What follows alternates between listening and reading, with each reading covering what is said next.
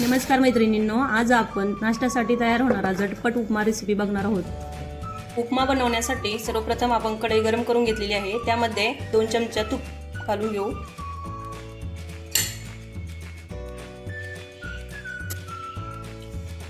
त्यामध्ये 1 वाटी रवा भाजून घ्यायचा आहे चांगला लाल होईपर्यंत।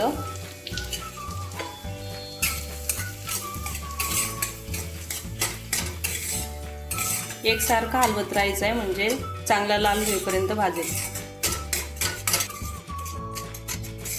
रवा चांगला एकसारखा हलवत राहायचा आहे म्हणजे तो जळणार नाही। चांगला लाल होईपर्यंत भाजून घेऊ। आपला रवा चांगला लाल झालेला आहे आणि वास पण चांगला येत आहे। या स्टेजला आपण रवा काढून घेऊ। रवा चांगला भाजलेला आहे। आता आपण त्याच कढईमध्ये थोडंसं तेल टाकू। तुम्ही तेलाऐवजी तुपाचाही वापर करू शकता। तेल गरम झालेले आहे, त्यामध्ये मोहरी, मिरची, जिरे, शेंगदाणे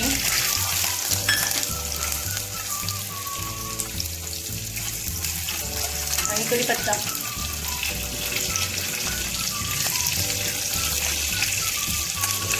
हे चांगले परतून घेऊ।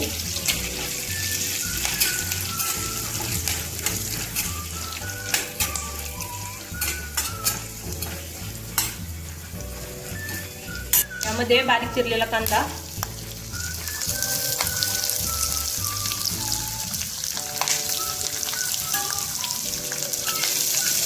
चांगला लाल होईपर्यंत परतायचा आहे।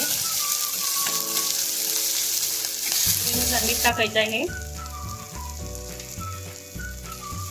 मीठ टाकल्याने कांदा लवकर परततो। नंतर मीठ टाकायची काय गरज नसते। हे सर्व चांगल्या प्रकारे परतलेले आहे। लाल कांदा पण लाल झालेला आहे। आता ह्या स्टेजला आपण भाजून घेतलेला रवा यात ऍड करू आणि मिक्स करून घेऊ याला।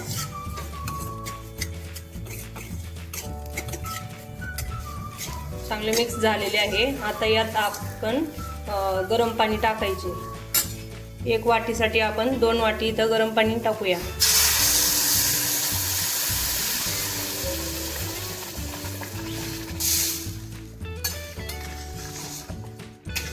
चांगले मिक्स करून घ्यायचे।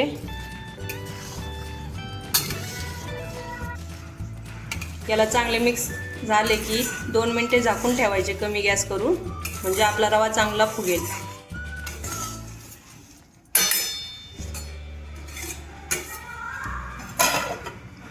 गॅस एकदम कमी ठेवायचा।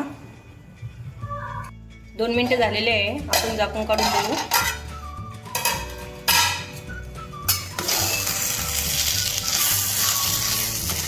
रवा चांगला फुगलेला आहे।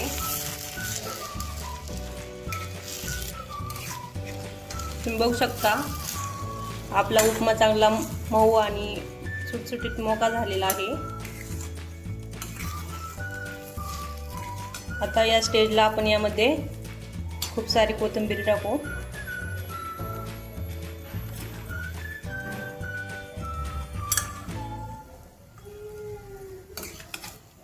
आणि मिक्स करून घेऊ। आपला उपमा तयार आहे। मैत्रिणींनो, आपला हा झटपट उपमा तयार आहे। सजवण्यासाठी याच्यावरती आपण खोबऱ्याचं किस टाकू। तुम्ही देखील असंच झटपट उपमा तयार करा आणि नवीन रेसिपीसाठी घरची चवला सबस्क्राईब करा।